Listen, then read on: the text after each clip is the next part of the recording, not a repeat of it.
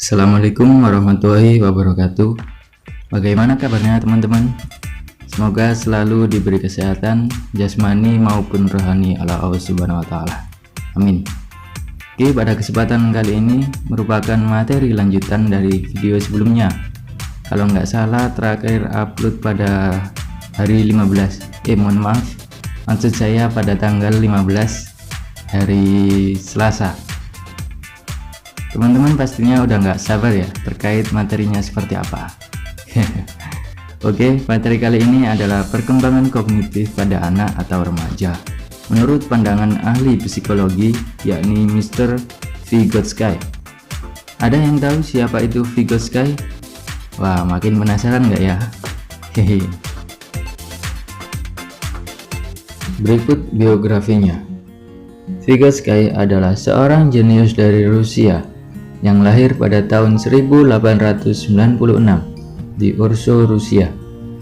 Riwayat pendidikan, beliau masuk Moscow State University karena seorang anak Yahudi yang berasal dari kota terpencil, maka ia diharuskan mengikuti seleksi masuk yang sangat ketat. Pada waktu itu kuotanya hanya 3%. Dalam pendidikannya, beliau tidak hanya full psikologi, tapi beliau juga mempelajari filsafat. Awalnya, beliau lulusan S1 Hukum, kemudian mempelajari psikologi klinis dan psikologi perkembangan. Dari teori perkembangannya, beliau disebut oleh orang-orang Rusia sebagai The Mozart of Psychology. Beliau terkenal karena melakukan kritik tajam terhadap teori Piaget. Kira-kira apa perbedaan yang mencolok dari teori Vygotsky dengan teori Piaget? Simak videonya sampai selesai ya.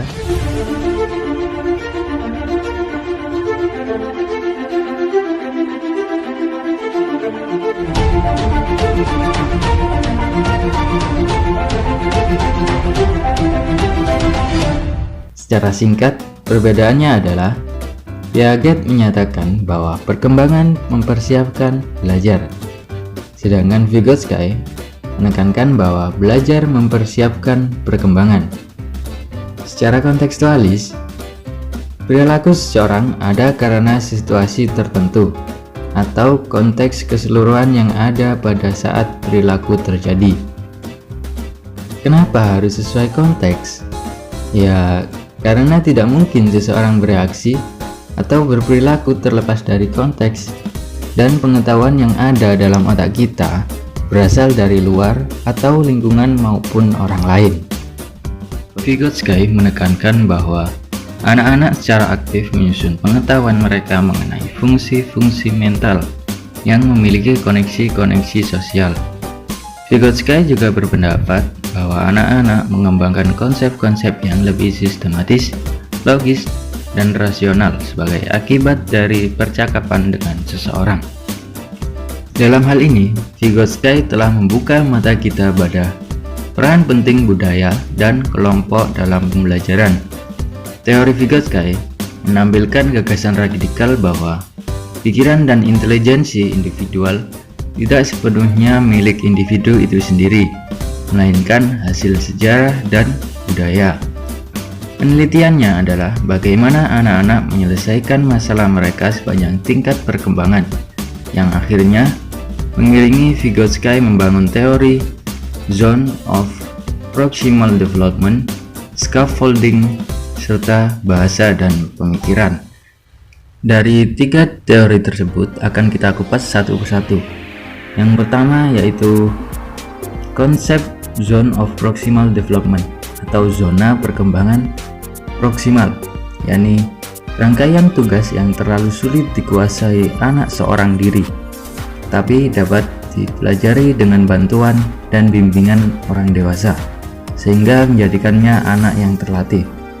Menurut teori Vygotsky, zona perkembangan proksimal merupakan celah atau jarak antara tingkat actual development dan potential development. Actual development ditentukan apakah seorang anak dapat melakukan sesuatu tanpa bantuan orang dewasa atau guru, sedangkan potential development membedakan apakah seorang anak dapat melakukan sesuatu memecahkan masalah di bawah petunjuk orang dewasa, atau kerjasama dengan teman sebaya. Batas bawah dari ZPD adalah tingkat keahlian yang dimiliki anak yang bekerja secara mandiri, sedangkan batas atasnya tingkat tanggung jawab tambahan yang dapat diterima oleh anak dengan bantuan seorang instruktur. Dengan kata lain, menitik beratkan ZPD pada interaksi sosial yang dapat memudahkan perkembangan anak. Kemudian ada konsep scaffolding, perubahan tingkat dukungan terkait perkembangan kognitif untuk mendeskripsikan perubahan dukungan selama sesi pembelajaran, di mana seseorang harus lebih terampil mengubah bimbingan sesuai tingkat kemampuan anak. Misalnya dalam hal berdialog. Dialog adalah alat yang penting dalam ZPD. Vygotsky memandang anak-anak kaya konsep tetapi tidak sistematis, acak, dan spontan. Seperti halnya matematika, kita hanya belajar teori tapi tidak mengaplikasikannya dalam kehidupan. Oleh karena itu, dalam dialog, konsep-konsep tersebut dapat dipertemukan dengan bimbingan yang sistematis, logis, dan rasional. Dan selanjutnya yakni bahasa dan pemikiran. Menurut Vygotsky, anak menggunakan pembicaraan tidak hanya untuk berkomunikasi sosial, tetapi juga untuk membantu mereka menyelesaikan tugas. Lebih jauh, Vygotsky yakin bahwa anak pada usia dini menggunakan bahasa untuk merencanakan, membimbing, dan memonitor perilaku mereka. Bahasa dan pikiran pada awalnya berkembang terpisah dan kemudian menyatu. Anak harus menggunakan bahasa untuk berkomunikasi dengan orang lain sebelum mereka dapat memfokuskan ke dalam pikiran-pikiran mereka sendiri. Anak juga harus berkomunikasi secara eksternal dan menggunakan bahasa untuk jangka waktu yang lama. Dalam hal ini, merupakan transisi dari kemampuan bicara eksternal menjadi internal, seperti itu. Oke, saya ucapkan terima kasih buat teman-teman yang sudah menyaksikan video ini, dan jangan lupa untuk like, comment, dan share videonya. Thank you.